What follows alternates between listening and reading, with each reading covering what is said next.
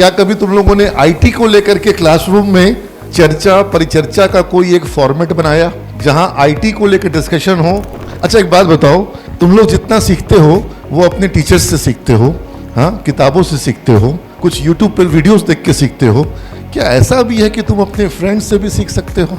और आज यहाँ पर बहुत दिनों के बाद बिल्कुल फॉर्मल वे में हम लोग एक peer to peer learning platform को यहाँ पर तुम लोग के बीच में दे रहे हैं। तुम्हारे ही बैच का स्टूडेंट, तुम्हारा फ्रेंड तुमसे अपना नॉलेज शेयर करेगा। आईटी चौपाल को हम लोग अगर बिल्कुल रिवाइव कर दें और कम से come first year second year जहाँ पर आईटी चौपाल हो, और वो आईटी चौपाल जो है वो सी लैंग्वेज और वीबी लैंग्वेज में या फिर जावा लैंग्वेज में केवल नहीं होगा, वो जो एडवांस मतलब बियॉन्ड द सिलेबस चीज़ें हैं उनमें वो चीज़ की जाए, तो मुझे लगता है कि उसका बहुत असर होगा। कौन सा सॉफ्टवेयर है उसमें तुम लोग काम करते रहते हो?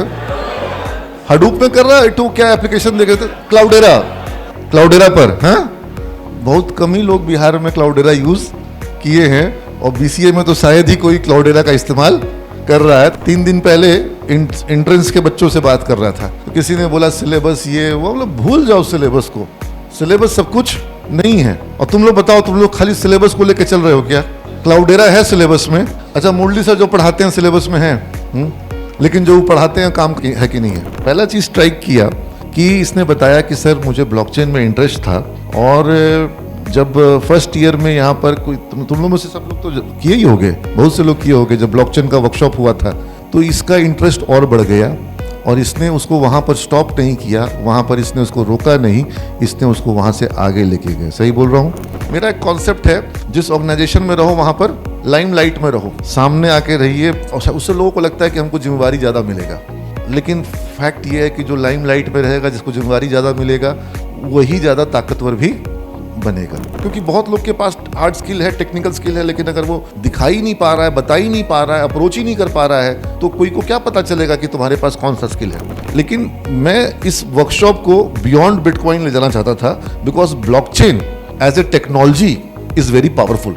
मतलब मैंने एक स्टेटमेंट कहीं पे पढ़ा बहुत पहले कि जैसे वर्ल्ड को प्री इलेक्ट्रिसिटी और पोस्ट इलेक्ट्रिसिटी डिवाइड किया गया कि बिजली के पहले की दुनिया और बिजली के बाद की दुनिया बदल गई, तो वैसे ही किसी का कहना था कि भाई ब्लॉकचेन इतना रेवोल्यूशनरी होने वाला है कि प्री ब्लॉकचेन का वर्ल्ड अलग है और पोस्ट ब्लॉकचेन का वर्ल्ड अलग है। अब ये कैसे इतना बड़ा स्टेटमेंट दिया जा रहा है? अब लेकिन अगर ब्लॉकचेन के थ्रू क्या ऐसा एक सिस्टम वोटिंग का बन सकता है जो कि बिल्कुल डिसेंट्रलाइज्ड और बिल्कुल उसको फर्ज करना पॉसिबल नहीं हो और वो बिल्कुल वेरीफाइड हो, तो इस पर वर्कआउट होना शुरू हो गया है। मुझे लगता है जल्द ही कोई ना कोई देश में ये चीज़ शुरू हो जाएगी कि वहाँ का जो इलेक्टोरल वोटिंग सिस्टम है वो पूरा माइग्रेट कर जाएगा किसके ऊपर में?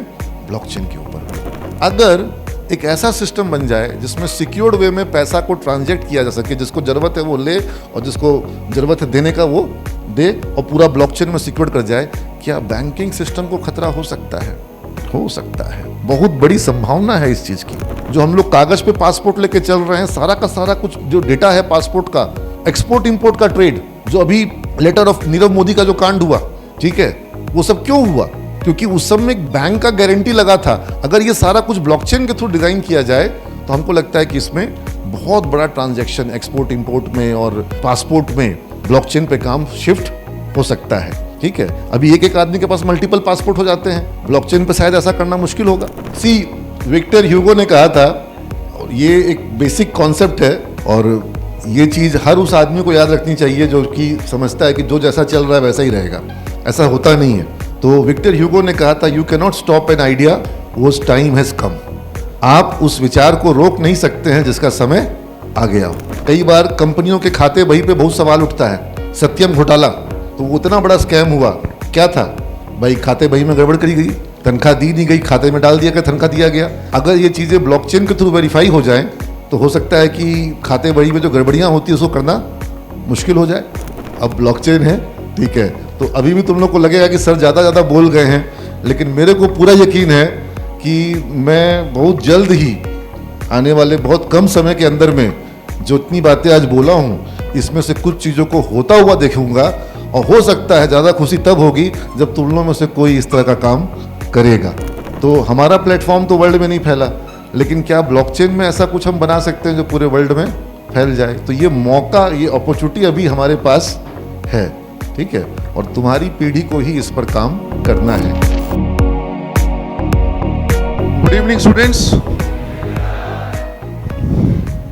I believe most of you are in your final year or probably in your second year. How many are in final year? Oh, good.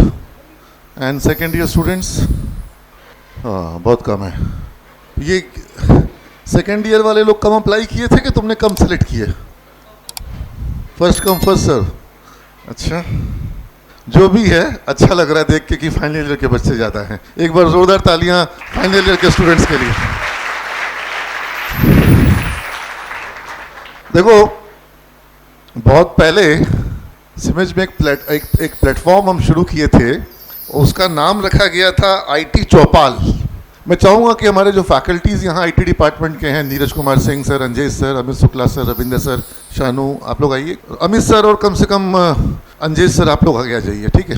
आइए अमित सर, एक बार अपने आईटी के टीचर्स के लिए आप लोग क्लैपिंग करें।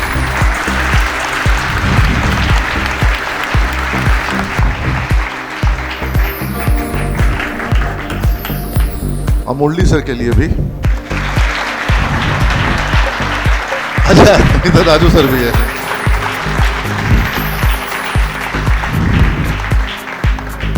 तो हाँ, मैंने एक फॉर्मेट शुरू किया था और वो फॉर्मेट का नाम रखा गया था IT Chaupal. Now I think it was in 2013 और 12 समथिंग लाइक दैट। हाँ, 2012 में 13 में ये बहुत लोकप्रिय हो गया हमारे यहाँ। और सप्ताह में एक दिन का सिस्टम शुरू किया गया था। बाद में बच्चों से डिमांड आई कि इसको सप्ताह में एक दिन से 2 दिन कर दिया जाए। और उसमें क्या होता था, क्लासरूम में आईटी चौपाल। तो अब तुम लोग के क्लास में भी रोज चौपाल लगती है तरह तरह की, लेकिन क्या वो चौपाल आईटी चौपाल होती है? क्या कभी तुम लोगों ने आईटी को लेकर के क्लासरूम में चर्चा परिचर्चा का कोई एक फॉर्मेट बनाया जहां आईटी को लेकर डिस्कशन हो और नॉलेज शेयरिंग प्लेटफॉर्म? जैसे इन्फोसिस का एक मॉडल बहुत लोकप्रिय हुआ। इन्फोसिस में अभियान चलाया गया कि अगर पूरे इन्फोसिस में, जहां 1.5 लाख से ऊपर कर्मचारी हैं, 1.5 लाख से ऊपर टीम में लोग हैं, अगर कोई व्यक्ति किसी एक चीज़ को क्रैक कर रखा है और उस चीज़ को वो जान गया, सीख गया, उसने उसको नॉलेज गेन कर लिया, एक्सपर्टीज डेवलप कर ली, तो वो अपने इन्फोसिस के नॉलेज शेयरिंग प्लेटफॉर्म पे उसको पूरा शेयर करेगा और बाकी इन्फोसिस के लोगों को मौका मिलेगा कि वो भी अपने आप को वहाँ तक अपडेट कर लें, ठीक है। तो जो चीज़ अगर ये इन्फोसिस में की जा सकती है, तो क्या ये चीज़ किसी एजुकेशनल इंस्टीट्यूशन में, किसी कॉलेज में भी की जा सकती है? अच्छा, एक बात बताओ, तुम लोग जितना सीखते हो वो अपने टीचर्स से सीखते हो, हाँ, किताबों से सीखते हो, कुछ यूट्यूब पर वीडियोस देख के सीखते हो। क्या ऐसा भी है कि तुम अपने फ्रेंड्स से भी सीख सकते हो? और हम लोग सीखते हैं। मैं तुम्हारे सामने तुम्हारे जो शिक्षक हैं इनसे पूछूंगा, जब आप लोग कॉलेज में थे तो सारा नॉलेज आप लोगों को टीचर से ही मिलता था कि कुछ आपके दोस्तों से भी सीखने को मिलता था, है ना?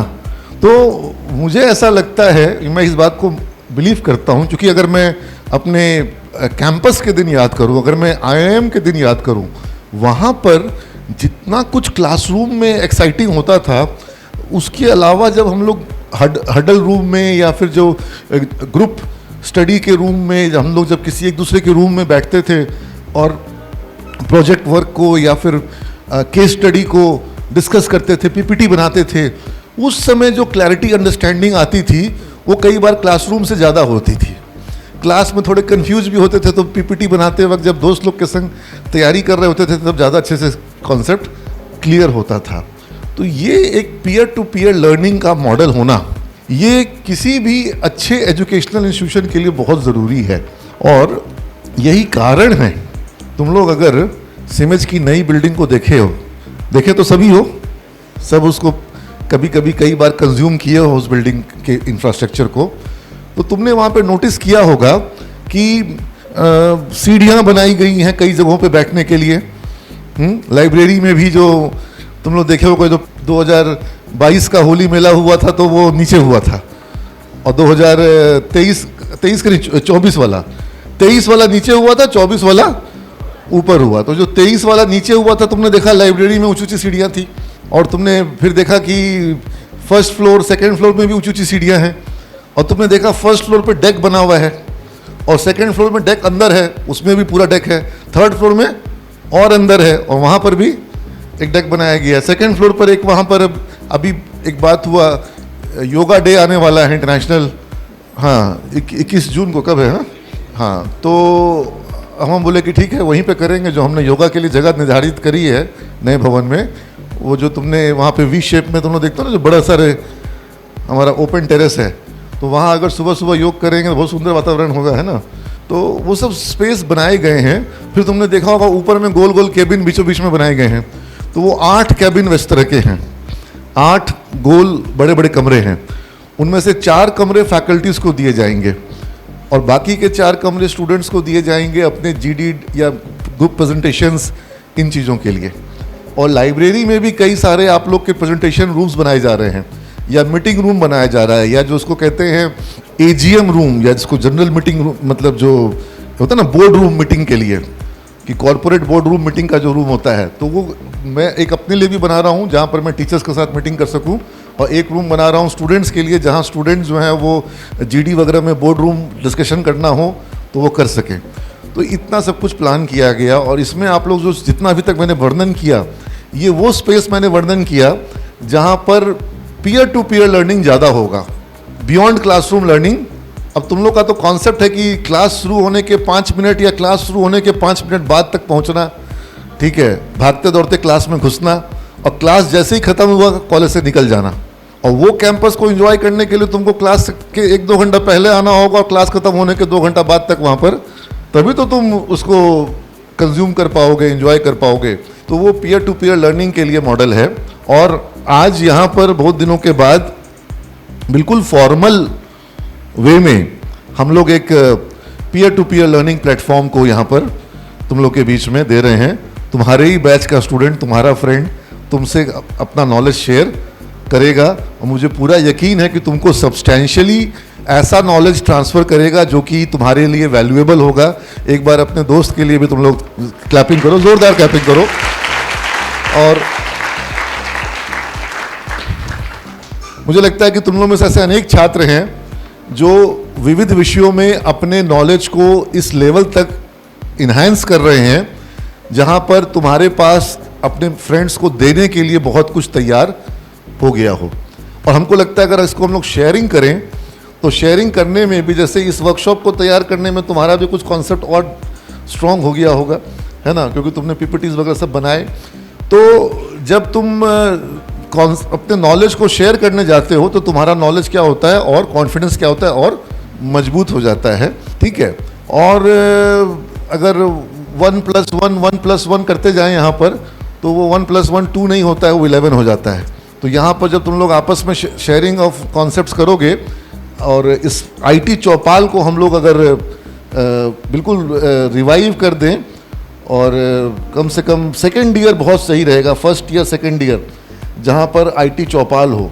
और वो आईटी चौपाल जो है वो सी लैंग्वेज और वीबी लैंग्वेज में या फिर जावा लैंग्वेज में केवल नहीं होगा, वो जो एडवांस मतलब बियॉन्ड द सिलेबस चीज़ें हैं उनमें वो चीज़ की जाए, तो मुझे लगता है कि उसका बहुत असर होगा। तो ये फॉर्मेट आज से शुरू किया जा रहा है और तुम सब लोगों को इसका फ़ायदा हो, ठीक है, इसके लिए मेरी तरफ से तुम लोग सबको बहुत बहुत शुभकामना है। मैं चाहूँगा कि अमित सर मेरे साथ आएँ, अंजेश सर, मुरली सर, राजू सर, आप लोग आइए, जितने भी शिक्षकगण हैं आइए, ठीक है। आज शानू सर को आज तुम सबको विश करो, इनका बर्थडे है भाई, एक बार। हाँ,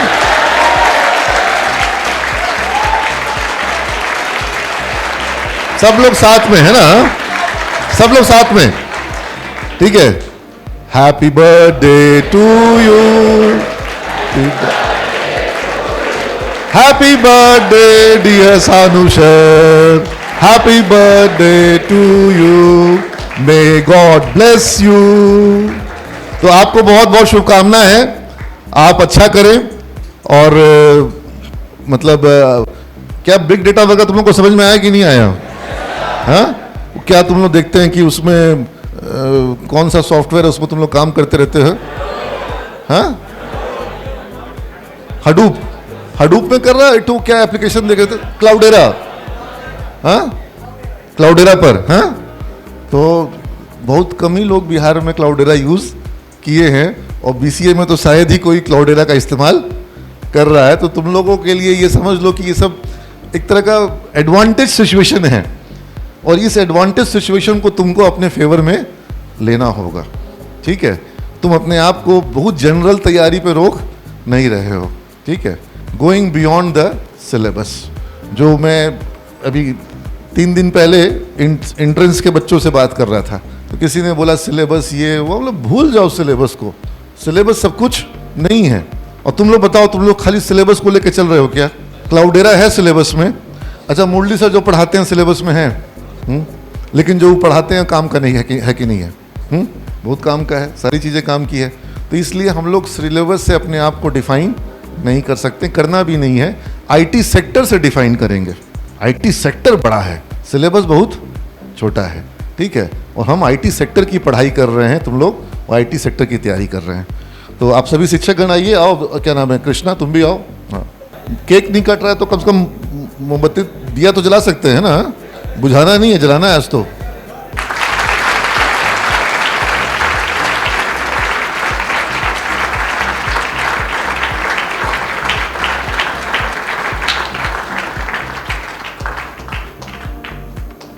एक बार कृष्णा तुम आगे आ जाओ, हाँ यहाँ आ जाओ।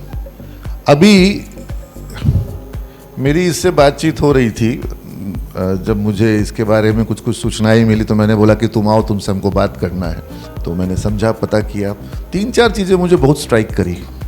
ठीक है, जो मैं अपना कन्वर्सेशन है उससे निकाल के इन लोग को सिखा रहा हूँ। पहला चीज़ स्ट्राइक किया कि इसने बताया कि सर मुझे ब्लॉकचेन में इंटरेस्ट था, और जब फर्स्ट ईयर में यहाँ पर कोई तुम लोगों में से सब लोग तो किए ही होंगे, बहुत से लोग किए होंगे, जब ब्लॉकचेन का वर्कशॉप हुआ था और अच्छे फैकल्टीज पढ़ा रहे थे उसमें, हाँ, तो इसका इंटरेस्ट और बढ़ गया और इसने उसको वहाँ पर स्टॉप नहीं किया, वहाँ पर इसने उसको रोका नहीं, इसने उसको वहाँ से आगे लेके गए। सही बोल रहा हूँ?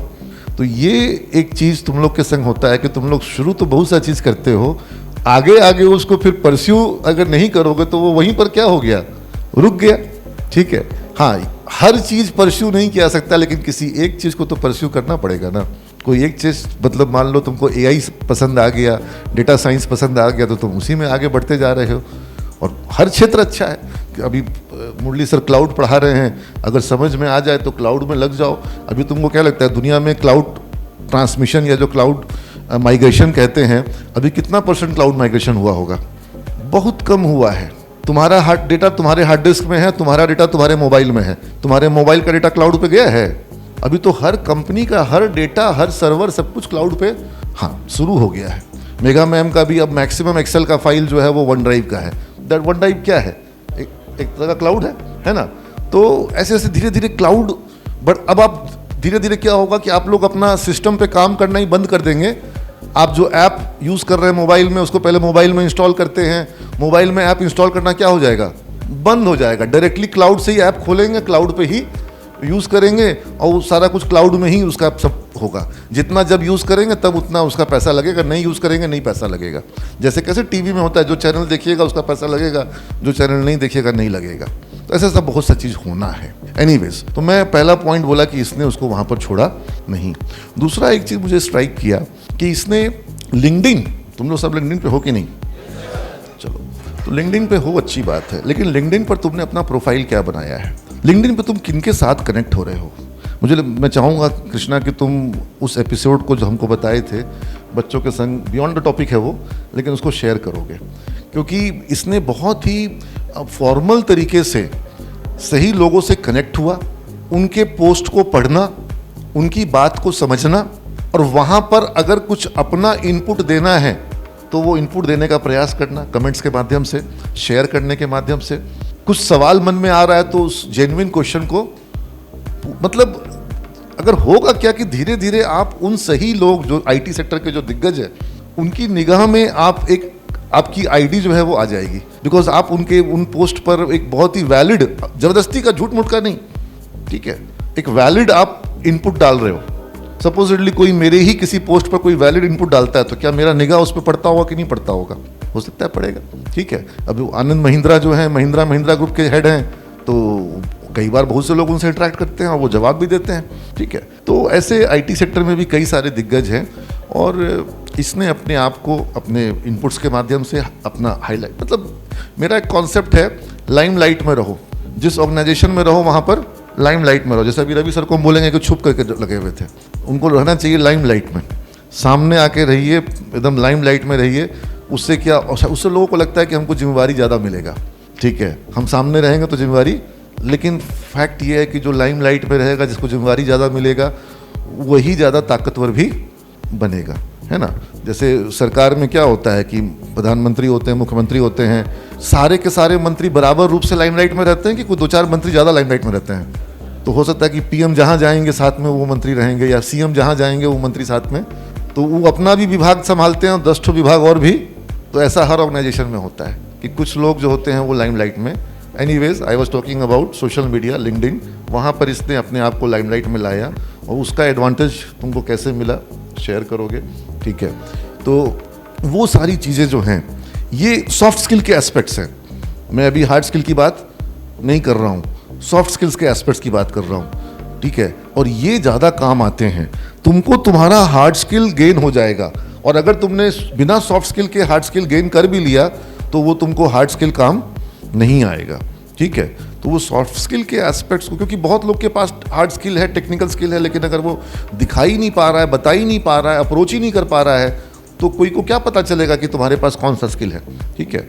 तो ये चीज़ें। दूसरा, आज के जो, एक बार हटिएगा सर वहाँ से, हाँ टीवी के सामने से, खाली बस बस बस यहीं पे टॉपिक देखो, मेरा जो से डिस्कशन हुआ था इसने उसी टॉपिक को उठा लिया, ब्लॉकचेन बियॉन्ड बिटकॉइन। क्योंकि ब्लॉकचेन और बिटकॉइन को लोग समझ लेते हैं कि दोनों सेम है, ठीक है। अब तुम लोग तो थोड़े से ज़्यादा समझदार हो, ठीक है। तुम्हारे घर में किसी और से बात की जाएगी तो वो बोलेगा क्या ब्लॉक और क्या चेन और हाँ और हाँ क्या बिटकॉइन, हाँ नहीं पता। लेकिन तुमसे उम्मीद की जाती है कि तुम सिमेज के आईटी के स्टूडेंट हो, तुम लोग समझ रहे होगे, और अब डीपर अंडरस्टैंडिंग तुम्हारा इन 2 दिनों में डेवलप हो जाएगा, इसका जिम्मेवारी इसको हम दे रहे हैं। लेकिन मोर और लेस जो जब मैंने पहली बार वर्कशॉप नहीं, प्रेजेंटेशन करवाया था, आई थिंक इट वाज 2016-17 में कभी एक बार करवाए थे बोरिंग रोड ब्रांच में, ठीक है। तब उस समय जब it was a very early phase of blockchain, और बिटकॉइन शायद उस समय बहुत सस्ता था, ठीक है। ये अलग बात है कि हम खरीद तो नहीं पाए क्योंकि हम हमेशा स्टडी किए, रिसर्च किए कि भाई बिटकॉइन खरीदना इंडिया में लीगल है कि नहीं है। आज तक इसका कंक्रीट आंसर हमको नहीं मिला, जबकि तुम बता सकते हो क्या? हाँ नहीं, बट अभी तक गवर्नमेंट ने उसका कोई भी नोटिफिकेशन जारी, टैक्स लेती है सरकार। अगर आपको बिटकॉइन पे अर्निंग होता है, हाँ, तो उस पर टैक्स सरकार लेती है, ज़्यादा ही टैक्स ले रही है। हाँ हाँ हाँ, तो 30% तो हर जगह टैक्स है, लेकिन इस पर शायद कुछ सरचार्ज वगैरह भी है, सब मिला करके अच्छा खासा टैक्स सरकार ले रही है। लेकिन टैक्स लेने का मतलब ये थोड़ी ना है कि वो उसको लीगल गवर्नमेंट ने रखना अलाउ किया है। अभी तक कोई भी इस तरह का नोटिफिकेशन जारी नहीं हुआ है। एम्बिग्विटी इसमें है, लेकिन लोग इन्वेस्ट कर रहे हैं। और कई सारे ऐसे वैलेट हैं जिसमें कि आप ले सकते हैं, फॉरेन के भी कुछ हैं जहाँ पे आप अपना, अगर डॉलर में आपने अपना ट्रांसफ़र कर लिया तो आप बिटकॉइन खरीद सकते हैं। आजकल तो हमको लगता है कुछ लोग रुपये में भी बिटकॉइन बेच रहे होंगे। तो फ्रैक्शनल ओनरशिप भी उसका शुरू हो चुका है, काफ़ी पहले शुरू हो गया, चूँकि महंगा हो गया बिटकॉइन तो उसका फ्रैक्शनल ओनरशिप शुरू हो गया। अब बिटकॉइन क्या है, कैसे है, ये बता देगा। लेकिन मैं इस वर्कशॉप को बियॉन्ड बिटकॉइन ले जाना चाहता था, because blockchain as a technology is very powerful. मतलब मैंने एक स्टेटमेंट कहीं पे पढ़ा बहुत पहले कि जैसे वर्ल्ड को प्री इलेक्ट्रिसिटी और पोस्ट इलेक्ट्रिसिटी डिवाइड किया गया, कि बिजली के पहले की दुनिया और बिजली के बाद की दुनिया बदल गई, तो वैसे ही किसी का कहना था कि भाई ब्लॉकचेन इतना रेवोल्यूशनरी होने वाला है कि प्री ब्लॉकचेन का वर्ल्ड अलग है और पोस्ट ब्लॉकचेन का वर्ल्ड अलग है। अब ये कैसे इतना बड़ा स्टेटमेंट दिया जा रहा है? Is it just because of the currency?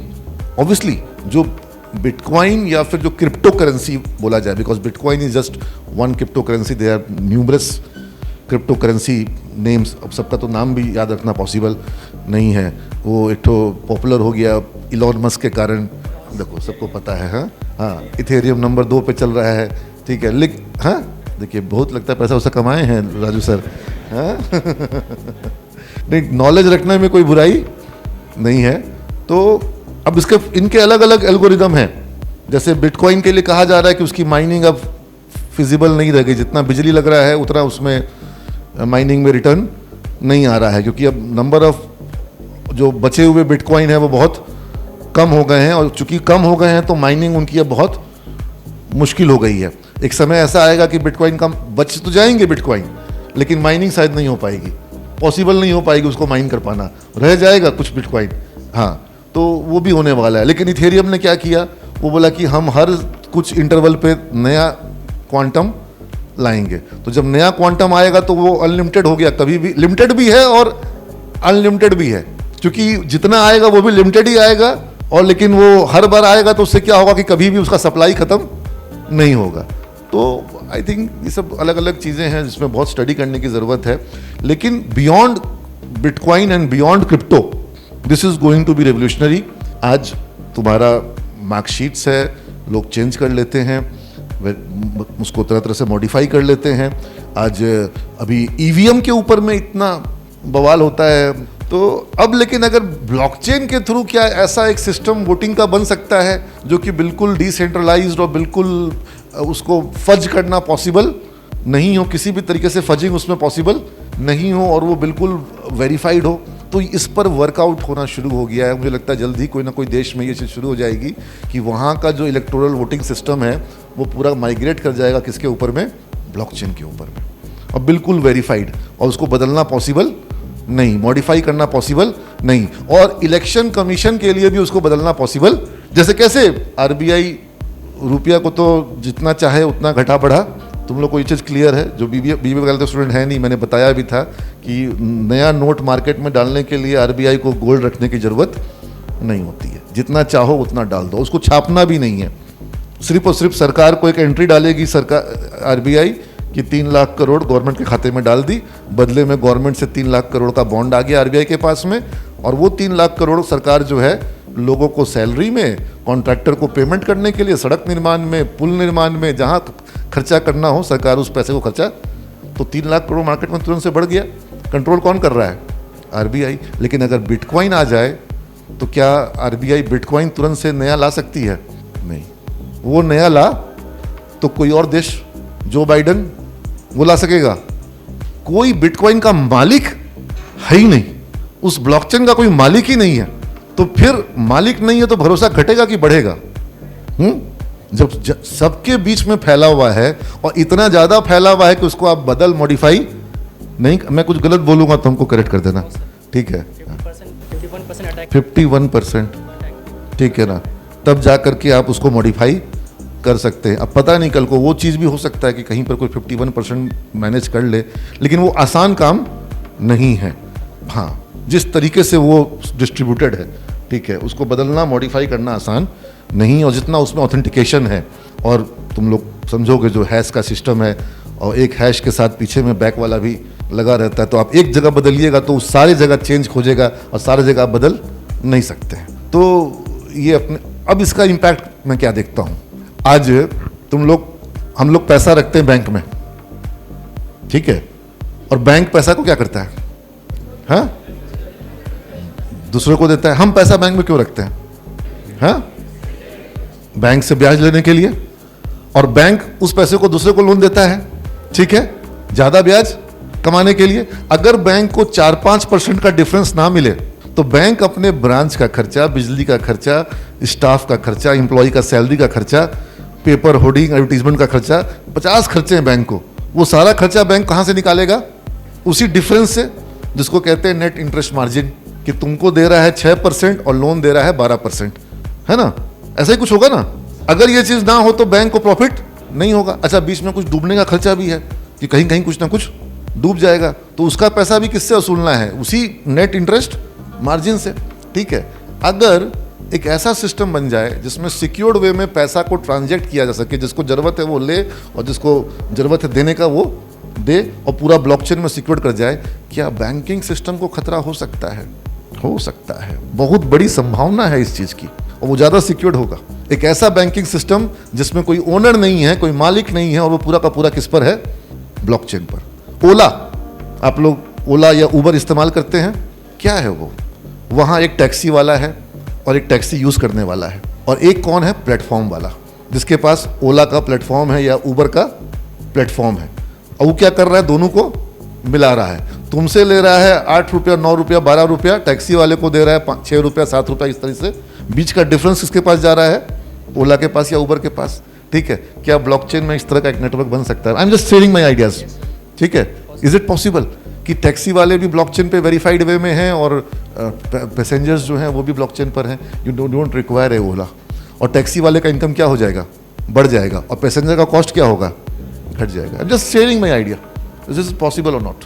ठीक है, this is very much possible. This you can just keep on share market. ठीक है, ब्रोकर्स का दुनिया भर का अरबों रुपए का ट्रांजैक्शन कॉस्ट होता है, ब्रोकरेज होता है। ठीक है, एक एक ब्रोकर कंपनी में करोड़ों सैकड़ों करोड़ का ब्रोकरेज कॉस्ट होता है। ठीक है, अगर आपको एक ब्लॉकचेन पे सिक्योर्ड प्लेटफॉर्म बन जाए तो यू डोंट रिक्वायर दैट, और उसका जो छोटा सा ट्रांजैक्शनल फ्रैक्शनल कॉस्ट होगा उससे वो पूरा का पूरा नेटवर्क जो है वो क्या होगा, उससे वो अर्न कर सकता है। आई थिंक इस पे काम हो रहा है। ठीक है, तो जस्ट इमेजिन कि कितना कुछ इस सेक्टर में अभी काम होने की संभावना है। ठीक है, वो ब्रोकर, वो ओला इसके लिए है कि वो भरोसा देता है कि भाई तुमको तुम्हारा टैक्सी मिल जाएगा, वो भरोसा देता है कि तुमको तुम्हारा पैसा मिल जाएगा। यही ना है भाई, ड्राइवर को भरोसा है कि ओला के थ्रू है तो ओला पैसा दिलवा देगा। अगर ब्लॉकचेन पर भी वो भरोसा क्रिएट कर दिया जाए तो वहां पर भी कोई आदमी गलत नहीं कर पाएगा। गलत करेगा भी तो वो जीवन में एक ही बार गलत कर पाएगा, दोबारा वो गलत कर ही नहीं पाएगा। ब्लॉकचेन नेटवर्क उसको अलाउ ही नहीं करेगा। तुम समझ रहे हो? अगर टैक्सी वाले को पेमेंट नहीं दिया ब्लॉकचेन के थ्रू मंगा करके, तो वो एक ही बार ना गलत कर पाएगा और उसको वैलिडेट रहेगा, उसका सारा चीज जुड़ा रहेगा उससे। ठीक है, तो वो ऐसा कोई करेगा नहीं। ठीक है, तो ऐसी ऐसी बहुत सारी पॉसिबिलिटीज हैं जो कि, और पढ़ाई में, तुम्हारे सर्टिफिकेट्स में, मार्कशीट्स में, तो ये बहुत जगहों पर इसका प्रयोग नेशनली, इंटरनेशनली, पासपोर्ट्स। ठीक है, जो हम लोग कागज पे पासपोर्ट लेके चल रहे हैं, सारा का सारा कुछ जो डेटा है पासपोर्ट का, एक्सपोर्ट इंपोर्ट का ट्रेड, जो अभी लेटर ऑफ जो नीरव मोदी का जो कांड हुआ, ठीक है, वो सब क्यों हुआ? क्योंकि उस सब में बैंक का गारंटी लगा था। अगर ये सारा कुछ ब्लॉकचेन के थ्रू डिजाइन किया जाए तो हमको लगता है कि इसमें बहुत बड़ा ट्रांजैक्शन एक्सपोर्ट इंपोर्ट में और पासपोर्ट में ब्लॉकचेन पे काम शिफ्ट हो सकता है। ठीक है, अभी एक एक आदमी के पास मल्टीपल पासपोर्ट हो जाते हैं, ब्लॉकचेन पे शायद ऐसा करना मुश्किल होगा। तो आप समझ रहे हैं कि ये अपने आप में रेवोल्यूशनरी टेक्नोलॉजी होने वाली है। और मैं एक फ्रेमवर्क, एक तुम लोग को एक बेसिक सिंपल लैंग्वेज में एक कॉन्सेप्ट दिया। ठीक है, अब इसकी जो तकनीकी बातें हैं वो कृष्णा और जो बाकी कुछ शिक्षक है कुछ बताना चाहें। अमित सर, आप कुछ बताना चाहेंगे इस बारे में? आज इसको कुछ दिया जाए, है ना? हाँ, तो तुम अपना रखो और तुम पहले सबसे पहले ये बता दो कि तुम क्या क्या चीज़ कवर करोगे। दो पार्ट होने वाला है ये वर्कशॉप का। आज पार्ट 1 है और कल पार्ट 2 होगा।